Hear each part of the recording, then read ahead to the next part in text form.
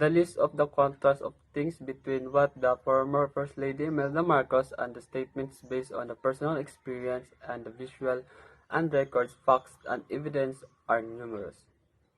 She portrays and states stories which is what she believed as true, as starkly in contrast, and the polar opposite of what had truly happened and experienced not only by the one, but hundreds of Filipinos during their time in power. A great example of which is the peace and they said regained during their time when there are actual accounts of unrest and extrajudicial execution by the military.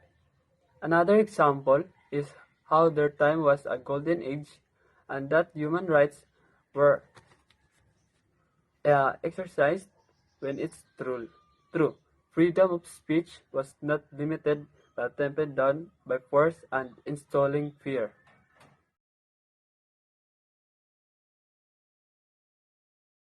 Imelda Marcos played a significant role as she was, in lack of better term, the low-key power behind the man who is the president of the Philippines. Ferdinand Marcos, she somehow set in motion things that from her on the Marcoses' perspective is from the betterment of the country where in truth the disillusionment which they thought made Filipino lives so much better during their time was actually a mask of what was truly happening. The Marcoses lived like royalty and a way to lavish for a public servant.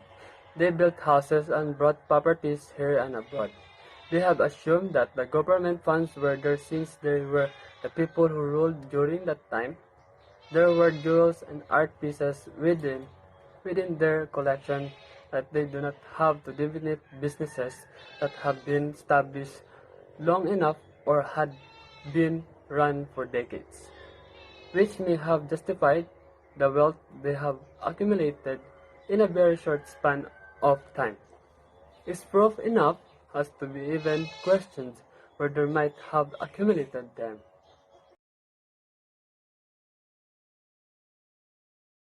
The documentary just showcased that the Marcoses are not going to be liable for any of the ill-gotten wealth they have. They have even used it and create partnerships with politicians in order for them to get those back in the honor of and glory for their name. As what Imelda Marcos stated before the film ended, there are so many things in that past that we should forget. In fact, it's no longer there. This family is never sorry and will never turn over a single centavo back to the Filipinos.